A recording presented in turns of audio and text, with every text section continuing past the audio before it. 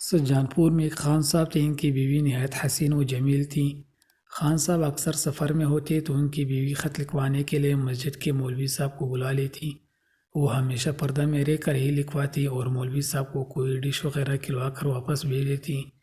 ایک دفعہ وہ نیکبخت پردہ میں بیٹھی خط لکھوا رہی تھی تو ہوا نے پردہ اٹھا دیا۔ مولوی صاحب کی نگاہ اس پردہ نشین سے دوچار ہو گئی۔ اب کیا تھا، مولوی صاحب کے ہوش و حواس جاتے رہے۔ اس کے بعد اس خاتون نے خط کا مضمون بتانا شروع کیا تو مولوی صاحب لکھنا بھول گئے۔ بار بار یہی کہتے کہ کیا لکھوں۔ اب جب بھی وہ جو کچھ بھی کہتی، اس کے جواب میں مولوی صاحب کی زبان سے یہی جاری رہا کہ کیا لکھوں۔ آخر وہ خاتون سمجھ گئی کہ یہ بیچارہ مولوی اس کے حسن کی تاب نہ لا سکا ہے اور عشق شاہی نے طائر عقل کے پر نوچ لیے ہیں۔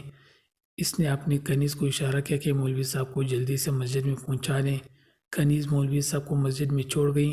نماز کا وقت آیا، مؤذن نے اذان دی، مولوی صاحب امامت کرنے لگے اور سورہ فاتحہ پڑھنے کے بعد شروع کر دیا، کیا لکھوں کیا لکھوں۔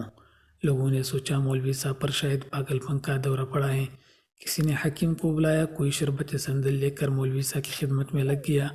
دوسرے دن صبح ناشتہ کرنے کے بعد مولوی صاحب قلم دوات لے کر بیٹھ گئے اور ہاتھ میں قلم لے کر پھر ورد کرنا شروع کر دیا کہ کیا لکھوں کیا لکھوں۔ مؤذن نے پھر لوگوں کو اکٹھا کیا تو مولوی صاحب فرمانے لگے کہ وہ کسی بڑے شہر میں اپنے علاج کرانے کے لیے جا رہے ہیں اور مسجد کے معاملات کو مؤذن سنبھالیں گے۔ اس جنون کی حالت میں بھی وہ راز کو افشا ہونے سے بچانے کی کوشش میں تھے۔ 10 میل دور جنگل میں ایک خانقاہ تھی جہاں ایک ملنگ رہا کرتا تھا۔ مولوی صاحب شہر تو نہ گئے، اس خانقاہ پر پہنچ کر وہ اپنا ٹھکانہ بنا لیا۔ نہ بھوک لگتی نہ چین آتا، اندر ہی اندر گلنے لگے۔ 3 ماہ کا عرصہ گزر گیا۔ خان صاحب سفر پہ تھے تو بیگم نے مولوی صاحب کو بلوا بھیجا۔ اس مرتبہ مؤذن جب خان صاحب کے گھر پہنچا تو بیگم نے پوچھا کہ وہ پرانے مولوی صاحب کدھر ہیں۔ مؤذن نے تمام ماجرا بیان کر دیا کہ وہ پاگل ہو گئے تھے، ہر وقت کیا لکھوں کہتے رہے۔ آخر وہ یہ بستی چھوڑ کر کہیں چلے گئے ہیں۔ عشق پر کبھی کبھی حسن کو ترس آ جاتا ہے۔ بیگم نے خطوط تو کوئی نہ لکھوایا۔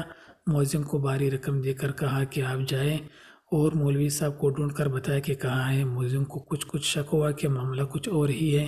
وہ ایک ہمدرد انسان تھا اور مولوی صاحب کے اس پر بہت احسانات تھے۔ خاموشی سے مسجد میں لوٹا اور مولوی صاحب کی تلاش کے لیے سوچنا شروع کر دیا۔ 1 مہینہ اس نے مولوی صاحب کی تلاش کے لیے دن اور رات ایک کر دیے۔ آخر بہت مشکلوں کے بعد اسے پتہ چل گیا کہ مولوی صاحب فلان جگہ ایک خانقاہ میں وقت گزار رہے ہیں۔ ایک دن فجر کی نماز پڑھنے کے بعد مفلس نے اس خانقاہ کی طرف سفر شروع کر دیا۔ سارا دن چلتے چلتے تھک گیا اور آخر پچھلے پہر وہ اس جگہ پہنچ گیا۔ کیا دیکھتا ہے کہ ملنگ ایک تازہ قبر پر پانی جھڑک رہا ہے۔ یہاں مولوی صاحب آئے تھے؟ مؤذن نے پوچھا۔ یہ پڑے ہیں۔ ملنگ نے قبر کی طرف اشارہ کرتے ہوئے کہا۔ کیا ہوا؟ بس پناہ ہو گئے؟ وہ کیسے؟ بس عشق کی وراثت منصور یا مجنوں کے لیے ہی نہیں، یہ تحفہ اوروں کو بھی مل سکتا ہے بشرط کہ وہ اس کے اہل ہوں۔ یہ شاید انہوں نے اچھا نہیں کیا۔ مؤذن نے سر کر کہتے ہوئے کہا۔ ملنگ جلال میں آ گیا، بولا حقیقی ہو یا مجازی اس کے آثار ایک جیسے ہی ہوتے ہیں۔ منصور نے ان الحق کا نعرہ لگایا تو مجنون نے لیلا کو بدنام کر دیا۔ مولوی تو ان دونوں سے بازی لے گیا، اس نے تو محبوب کا نام ہی نہیں لیا۔ مولوی کا جنازہ کس نے پڑھایا؟ تم پلام ملا کے ہی رہے۔ ملنگ چلائے۔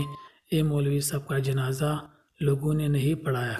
کیا تم نے نہیں سنا کہ اگر کوئی عشق میں مبتلا ہو جائے، راز افشا نہ کر لے، دوسروں کو بدنام نہ کرے اور اگر اس کٹن میں مر جائے تو وہ شہید ہے۔ مؤذن نے اپنی پگڑی اتار کر اپنے گلے کی ارد گرد لپیٹ لی اور واپسی کا سفر شروع کر دیا۔ نہیں کسی سے کچھ بھی نہیں کہوں گا، ہر قدم پر وہ یہی دہرایا۔